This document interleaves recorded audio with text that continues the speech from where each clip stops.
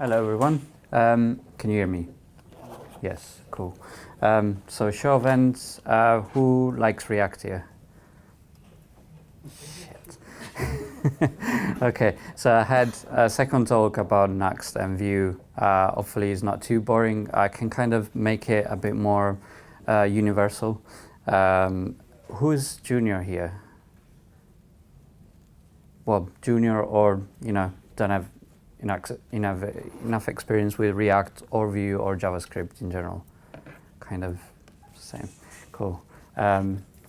Quite expert that are gonna shame me during my talk? No? Cool. Right. And my screen just went black. So we're talking about performance here. Who knows a bit about performance and why it's important? What kind of metrics do you know about? Do you know about time to interactive, time to first paint? Yeah, some hands are, yeah. So basically, who's a business owner here? Someone owns a business or just developers here? Wow. Okay. Well, I'm not going to talk about money then. Cool. That's better. But if they ask you in your business, you can say that performance is good for money. I'm going to introduce myself. Who am I? Just a front-end developer. I'm not a senior, but I work with Vodafone UK. It's been great so far. And we kind of, let me touch this because it's, oh God. Yeah, there you go. So I previously worked AI company and a design agency, doing very different stuff in each company. And I also own a small agency slash freelance business. I do love pizza, I'm Italian. I know, but you can tweet me at that address, Moustache Design. It's a D and a S because the French account stole my handle. So, if you know them, just so I can get my handle back. And I got some article. I'll share these slides after the talk. So why performance matters?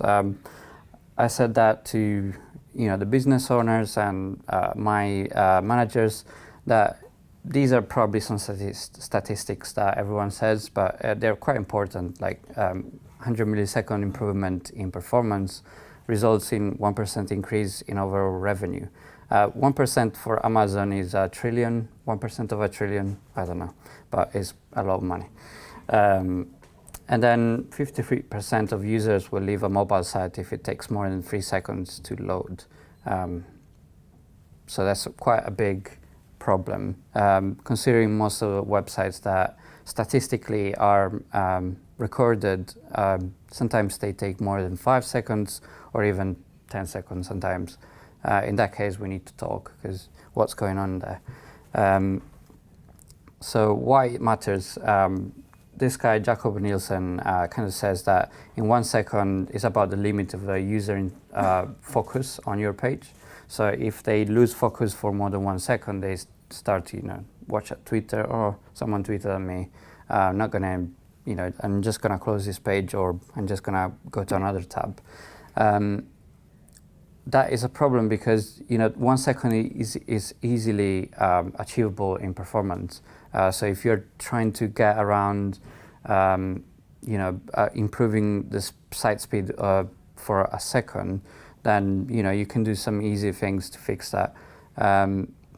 Again, it says that users does lose the feeling of operating directly on the data if it's not interactive within that kind of time. Again, I asked that before.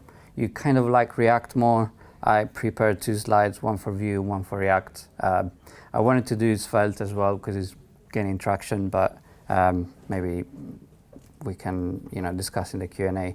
I'll go down. Oh yeah, there you go.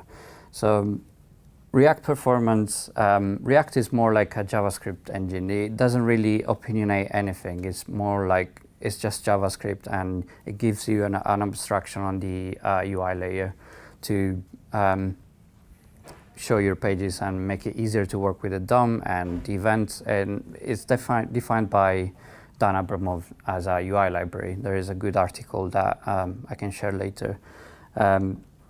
He also said that with the direction going forward, hooks are what's gonna improve the performance overall and the refactoring of the application, just because it makes everything reusable and makes everything composable, which is quite important for performance as well.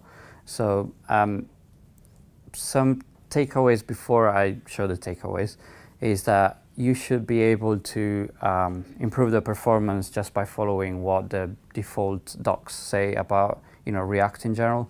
But sometimes it's easy to just go down that slope and write everything as a class, write everything as a big chunk of components or large components. So just by following the best guidelines that they say in the docs, you can get a lot of performance there. But if that wasn't enough, I'm going to show some takeaways. So we're going to analyze these 10 takeaways briefly, but I've highlighted some kind of in bold some words here. Who knows how to measure what's going on there? Yeah, okay, so who knows how to measure JavaScript performance here? Do you know what DevTools performance tab is? Yeah. Yeah, cool. So one thing to note is that measuring early is good, but I would say don't measure too early, because first of all, you need to have a performance budget. So once you decide with your team how to kind of work with your application, you're gonna have to analyze whether you have data from your users or you're starting new. So who is in a startup here?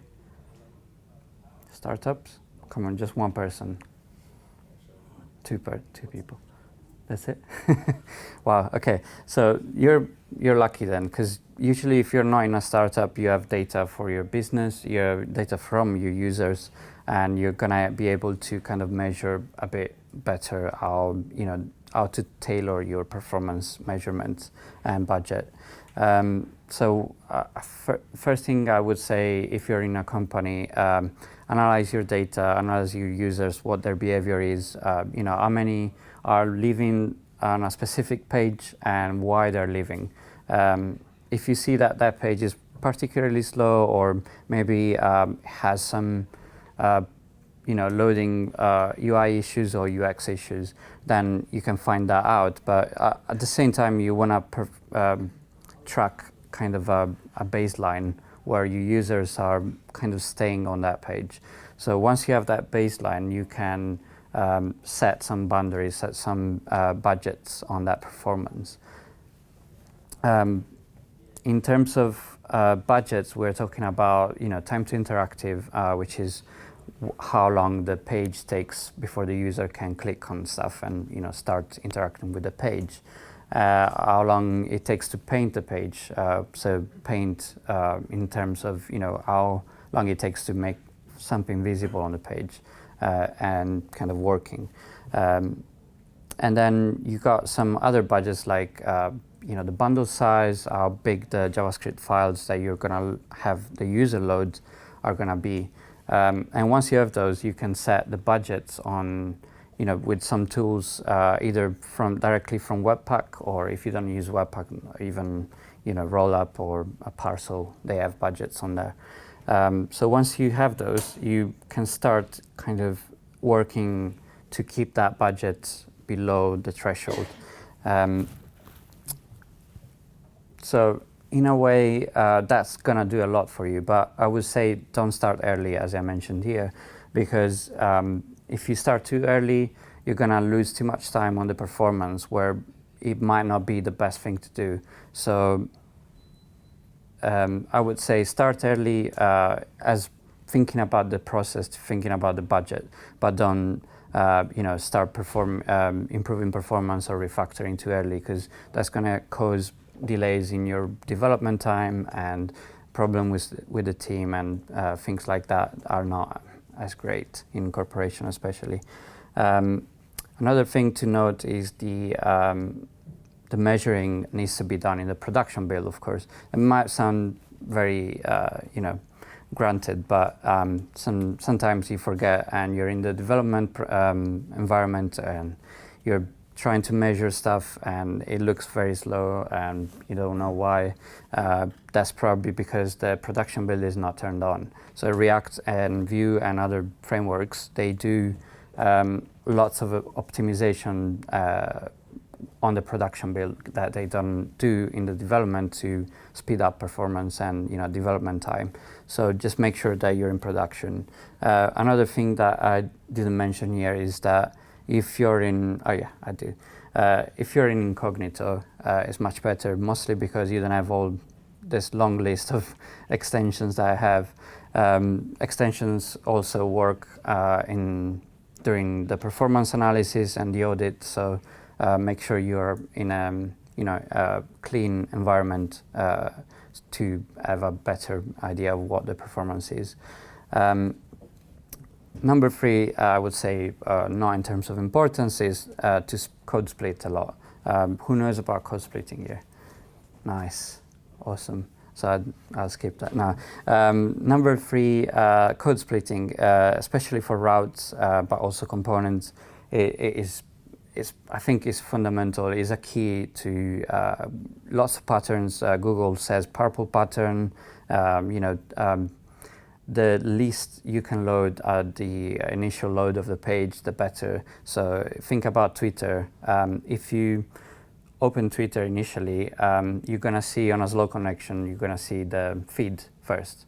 That's because, of course, the feed is the most important thing for the user. So user is going to start scrolling, they're going to start interacting, and that's the key element for the user to not leave the page and not lose attention.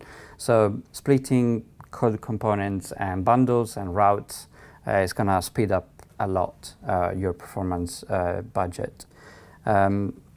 For React specifically, but also Vue, use functional components when rendering only the Vue layer. So especially with hooks, we've seen that that's coming more often now. Before, I think, correct me if I'm wrong, but the functional component was converted to a class again, so there wasn't any performance gain. But now with the hooks, especially, we are seeing more performance gains in things like form validation and user input and things like that.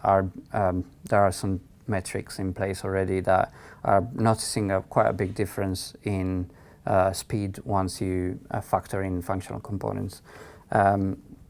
To do that is fairly easy now with hooks. You can still have state, but even if you don't, you can use functional components and use memo for kind of keeping the state and not avoiding re-rendering on the page for that component. Is this the view? Oh God, sorry.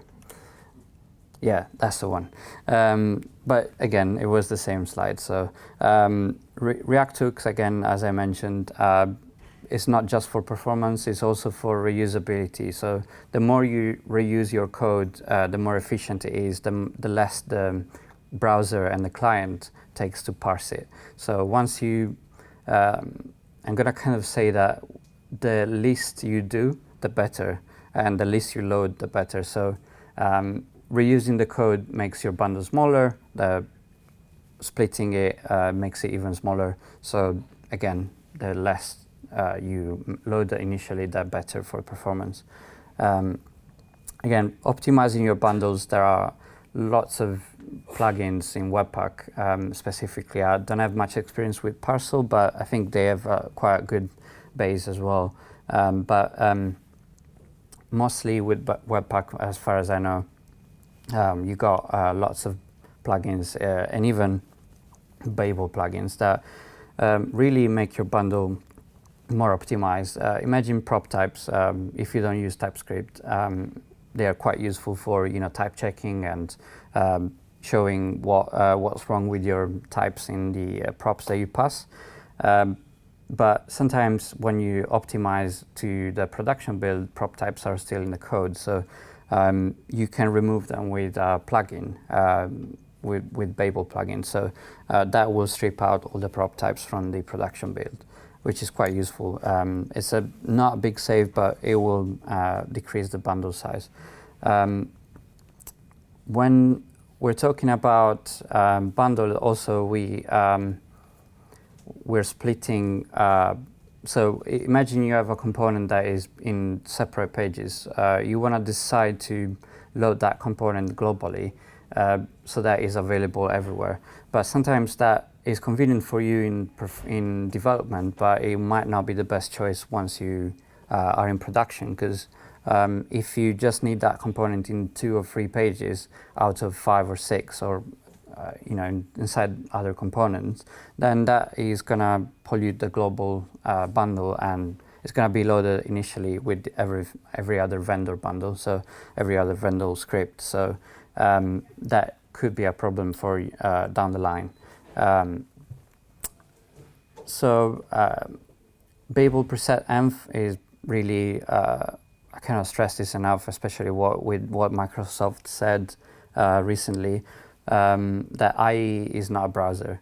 I don't know if you've heard of that. They said that, not me.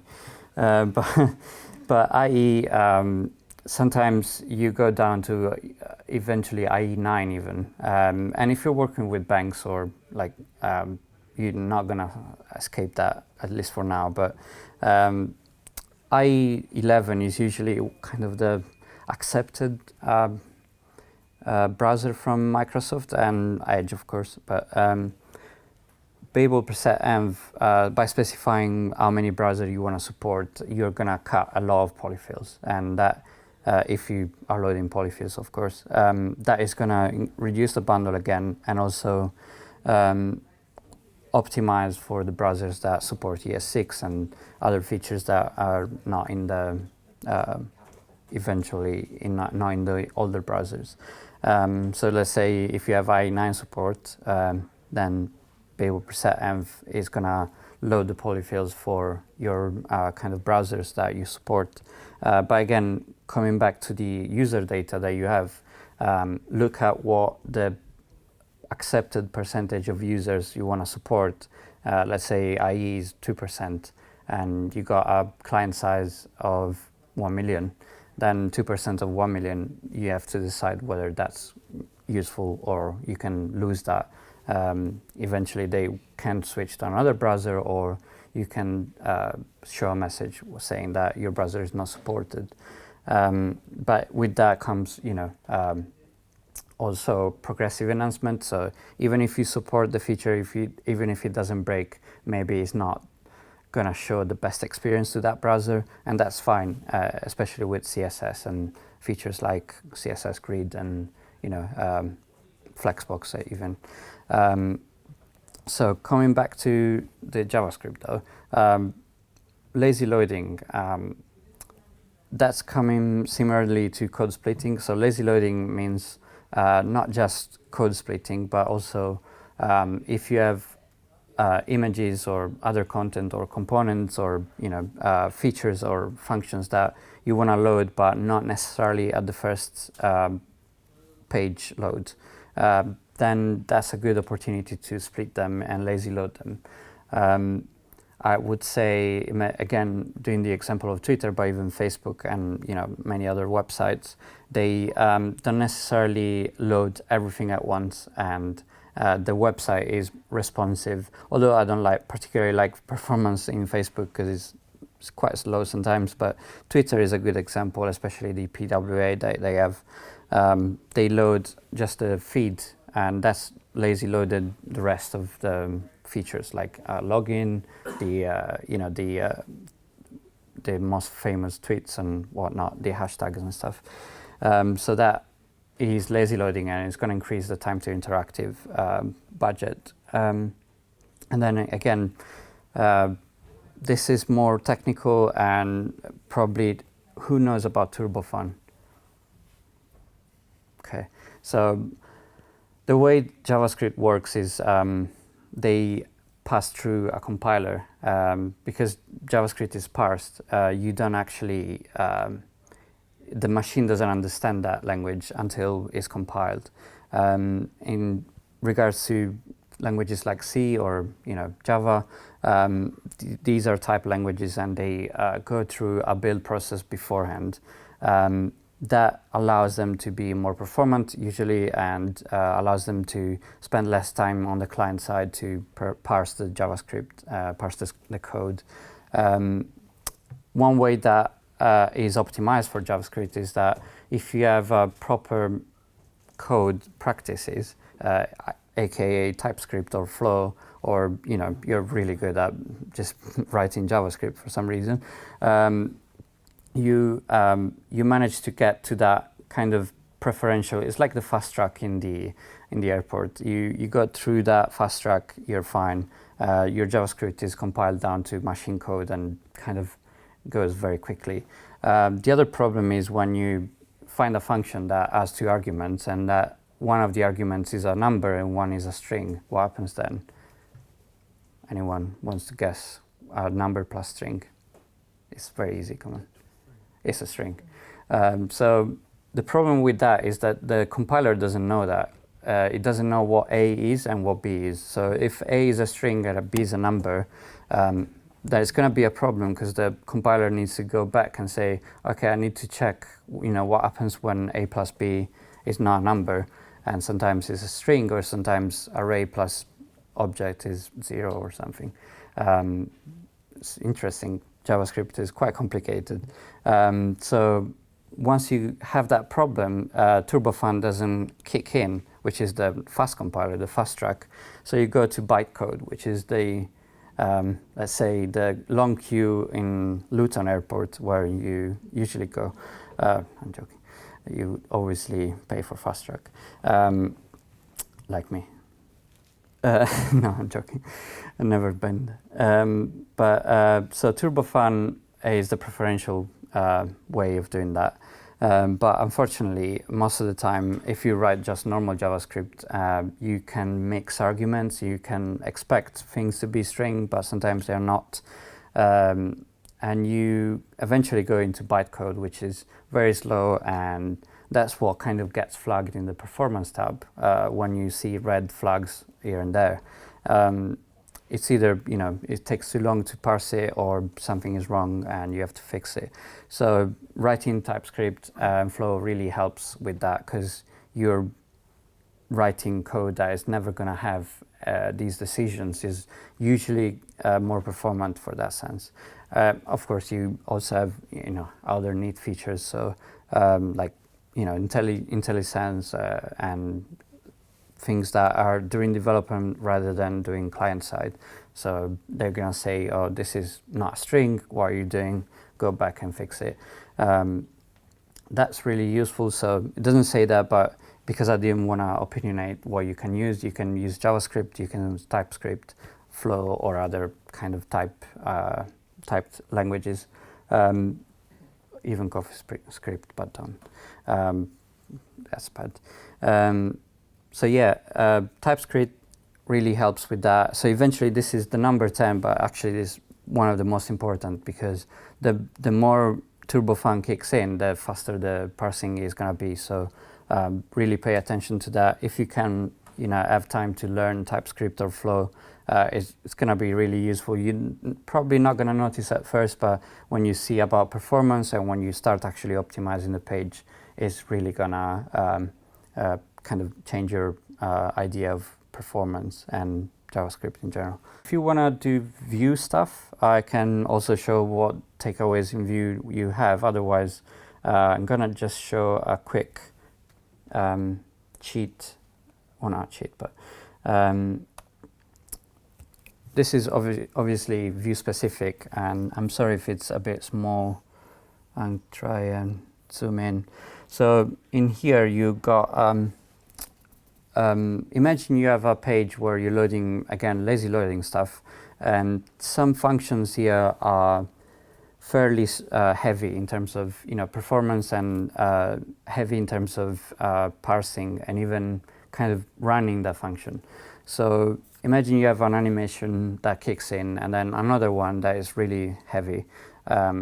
If you load that page straight away and you're not lazy loading these things, that's gonna kick in at the same time, and obviously the performance and the the frames of that browser are gonna suffer. So this is a neat feature that Guillaume is a Vue core team member, but this is applicable to any language really, because it's just a request animation frame. What he's doing here is setting a priority and a counter, and then on each frame he's gonna increase that counter. Then he gets the counter value from this defer function.